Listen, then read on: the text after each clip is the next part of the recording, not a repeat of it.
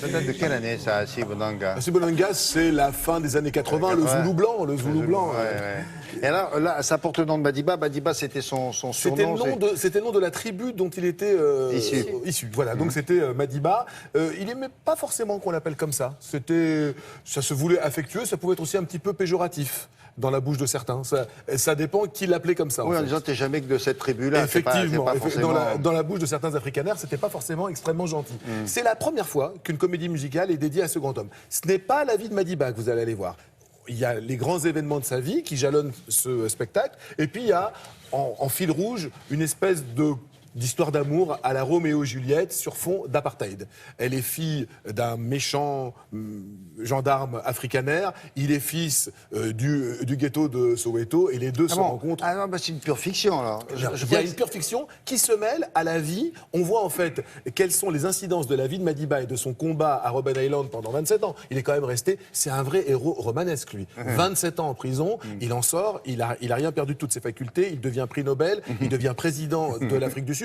C'est vraiment, vous avez tout en un seul homme. Et il meurt à 95 ans en décembre 2013, si ma mémoire ne me fait pas défaut.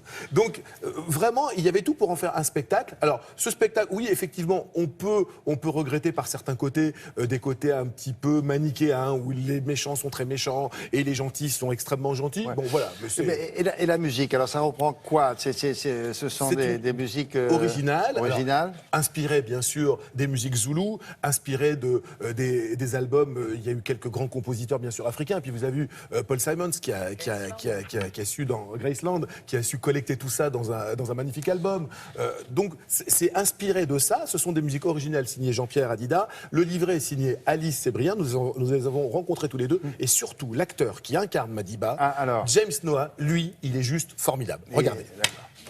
Un homme, une voix. Un homme, une voix. Il faut faire bouger les choses. Mandela, comme une lumière.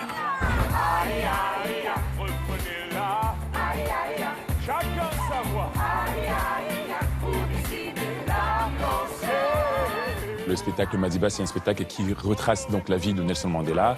Et à côté de ça, il y a une histoire d'amour impossible à la Roméo et Juliette entre un jeune homme noir et une jeune femme blanche.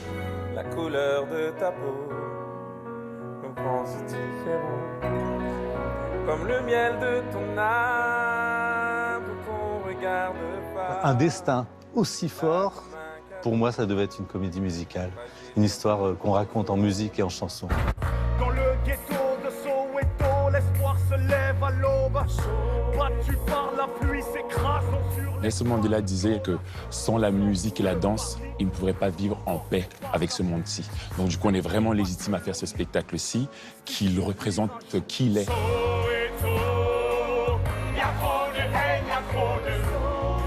Les pièges à éviter, c'était d'entrer dans quelque chose de trop historique, trop militant, trop politique, mais il valait mieux rentrer dans une histoire romantique. Dans la lumière,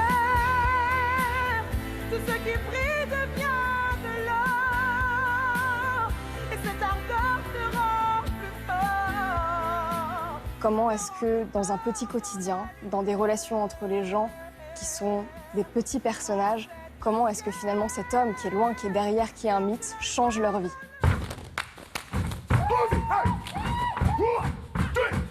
Moi aussi, j'ai déjà eu à être confronté à des situations où, du fait que je sois noir, je n'ai pas pu accéder à certaines choses. Donc du coup, ce spectacle-ci me parle déjà à moi, et reprendre ce rôle-là, ça vient vraiment de là ou de là, j'en sais rien, mais ça vient de quelque part. On n'a plus peur de se montrer, car le monde est avec nous. Oui, monsieur. Est-ce que des proches de Nelson Mandela ont pu voir votre travail? Alors j'ai eu la chance de rencontrer un de ses petits-fils. Donc je lui ai raconté un peu ce qu'on faisait. Il n'a pas encore vu le spectacle. On a hâte, il arrive bientôt pour le voir. C'est différent.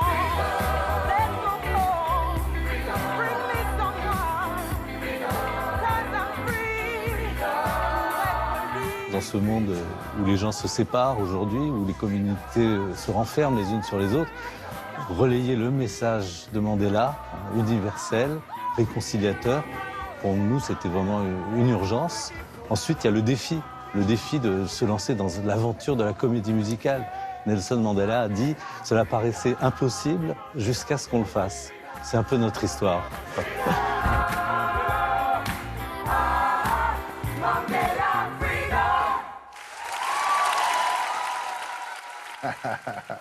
Ils sont contents, là. Voilà. Troupe française, ça n'est pas une troupe importée. Troupe française, Très bien. 20 comédiens et chanteurs sur scène. Franchement, on passe un très très bon moment. Et c'est Jusqu'au 27 mars, au Théâtre Comédie à Paris, et ensuite en tournée dans toute la En France. tournée Mais ça, après. On vous en les a mis, reparlera. les dates Les dates apparaissent Voilà. en ce moment. Et Laissez les 2 secondes qu'on elles sont puisse bien sûr sur le site de Télématin, bien évidemment. les lire. Merci beaucoup. On va passer à la